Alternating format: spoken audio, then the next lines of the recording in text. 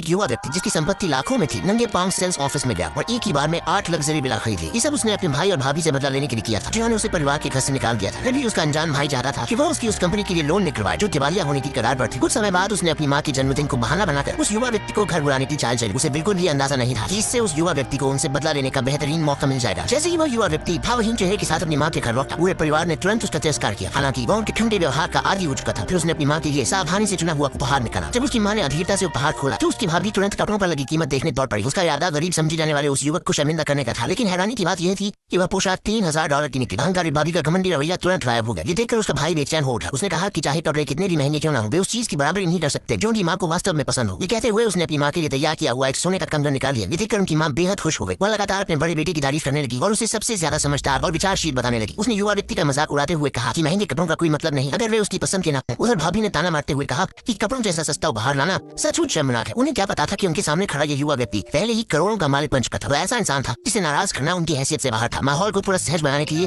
उनकी माँ जल्दी से उठी और जन्मदिन का केक काटने की तैयारी करने लगी, लेकिन पक्षपाती माँ ने एक पल के सारे फल अपने बड़े बेटे और उसकी पत्नी को दे दिए। युवा व्यक्ति के हिस्से में केवल सबसे कम पसंद किया जाने वाला टुकड़ा आया। फिर भी उसने अनिच्छा से उसे जल्दी खाने के लिए कहा। हालांकि युवा व्यक्ति भी उतना ही अनिच्छुक था। उसने बहस न करने का फैसला किया क्योंकि वह अब बच्चा नहीं रहा था। उसी समय उसका भाई बनावटी दयालुता दिखाते हुए बोला कि वे सभी एक परिवार है। उसने कहा कि जब परिवार साथ बैठता है तो ऐसा कोई विवाद नहीं होता जिसे सुलझाया न जा सके। उसने युवा व्यक्ति से कहा कि वह बातों को दिल पर न ले और बस माफी मांग ले ताकि सब कुछ भुलाया जा सके। लेकिन अप्रत्याशित रूप से युवा व्यक्ति ने कहा कि वह पहले ही उनसे संबंध तोड़ने का आधिकारिक समझौता कर चुका है। अब उसका अपने भाई भाभी और यहाँ तक कि अपनी माँ से भी कोई रिश्ता नहीं था। ये सुनते ही उसकी माँ गुस्से से आग बबूला हुआ। उसने उसे एहसान फरामोश कहा और खुद को दोष देने लगी कि उसने उसे जरूरत से ज्यादा बिगाड़ दिया था। उसी समय भाभी ने दुखी चेहरा बनाकर कहा कि उसका पति कई रातों से तनाव के कारण सो नहीं पाया है क्योंकि कंपनी गंभीर वित्तीय संकट से गुजर रही थी। फिर उसने मौका देखकर युवा व्यक्ति से कहा कि वह उसके भाई की कंपनी के लिए लोन मंजूर करवाने में मदद करे। ये सुनते ही उनकी माँ का रवैया तुरंत बदल गया और वह अपने बड़े बेटे की चिंता जताने लगी। फिर उसने सीधे आदेश दिया कि वह अपने भाई की मदद करे और उसके लिए लोन दिलवाए। लेकिन युवा व्यक्ति ने उसी समय साफ इनकार कर दिया। उसने दो टूक कहा कि उसके भाई की समस्याओं से उसका कोई लेना देना नहीं है। ये कहकर वह गुस्से में दरवाजे की ओर बढ़ गया और अपनी माँ की कड़ी डांट को पूरी तरह अनदेखा कर दिया। लेकिन उसे नहीं पता था कि उसका चालाक भाई उसे इतनी आसानी से जाने देने वाला नहीं था। जैसे ही वह बाहर निकला वह अपनी लग्जरी कार में बैठकर जाने लगा। तभी अचानक उसे महसूस हुआ कि कोई उसका पीछा कर रहा है, लेकिन चारों ओर ध्यान से देखने के बाद भी उसे कोई दिखाई नहीं दिया। आखिरकार वह कार लेकर वहां से निकल गया। उसे बिल्कुल भी अंदाजा नहीं था